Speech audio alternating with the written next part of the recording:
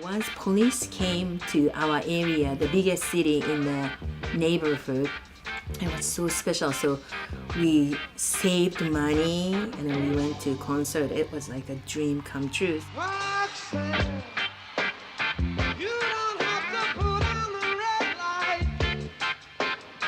Those days are over. You don't have to sell your body through the night. I think it was a beginning of exposure to something beyond my Japanese culture.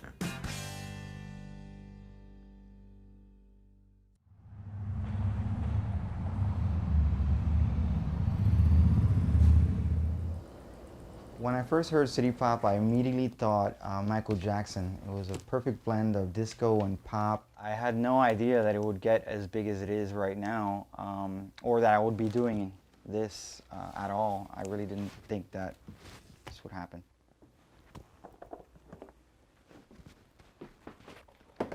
Tonight I'm gonna be DJing at a bar in downtown Chicago. We're gonna be doing a City Pop night. I honestly never thought that it would get this big or that I'd be DJing City Pop anywhere in Chicago at all.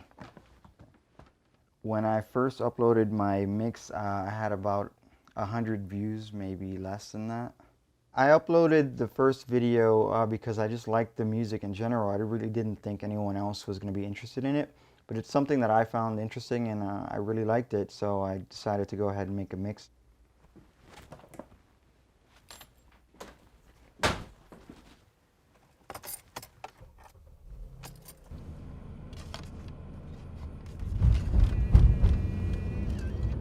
Wanting so to hold you. Ooh, you're so far from home. Ooh.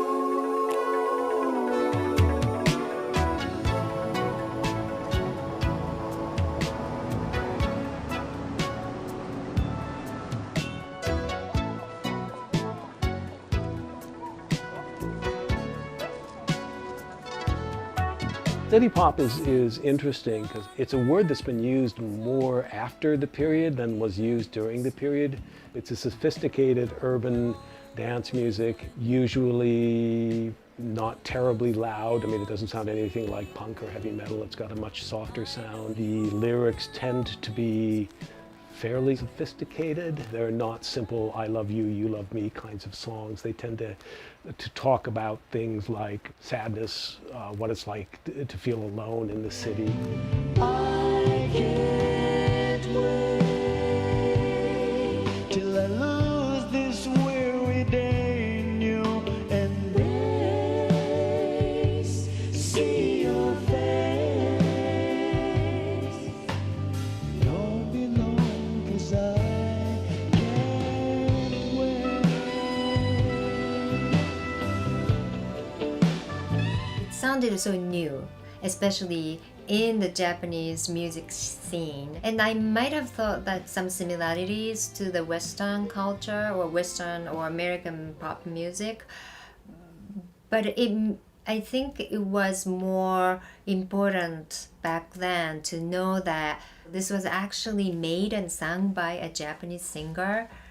That meant a lot, I guess, back then. It kind of became like a Tokyo specific, very much dream-oriented lyrics, you know, costumes, and also the way they marketed the city pop. It moved away from that kind of art-centric idea. In many ways, metropolitan generic.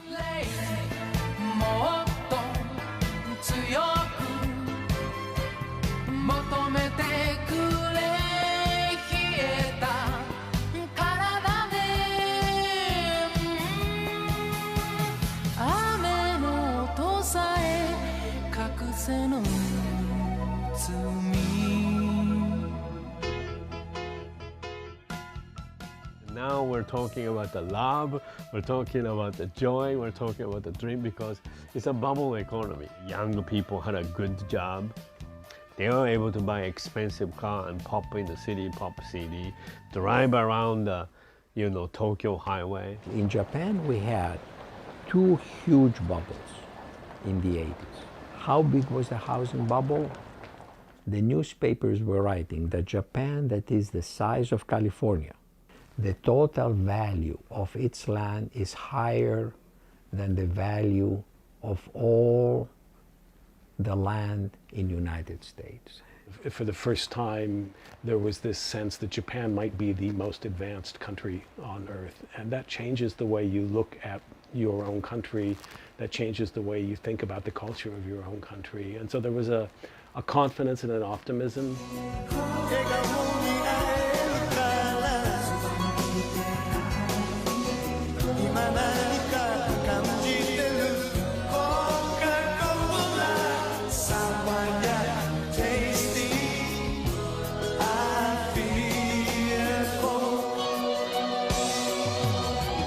This time of economic anxiety is not confined to the United States, of course. Even Japan, which has been on a long run of economic growth, now is struggling. In the 80s, leading up to the 90s, the economy was doing very well, the bubble. And I think music reflects that. People are not necessarily living in the situation being sung in those songs, but at least it seems relevant in the sense that I may be able to lead that kind of life. When the bubble burst, that optimism is also gone, and people realize and face the harsh reality in which that's probably not going to happen. Music then is a social phenomenon. People are out spending and they're very, very happy. They produce good music and everybody's getting excited. But how can you produce exciting music and tell people go, go, go when people are very poor or people lost their wealth? You can't be a credible musician singing about how wonderful it is to be rich when people lost their money.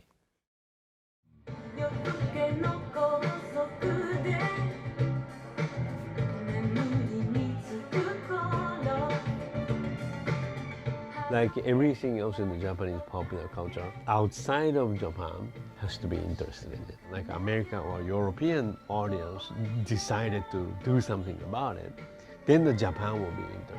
There's also this real random factor to it. Why? Why that song? Why her? It sounds familiar, and even though it's from a different country and a different language, it still has a nostalgic value to it because it sounds similar to things that you grew up listening to, that your parents grew up listening to. You live memories of people from a different country that aren't your own. It's an interesting feeling. I wonder, and I'm curious that those people who are listening to the music now, I wonder what appeals to them. 'Cause I really want to love you.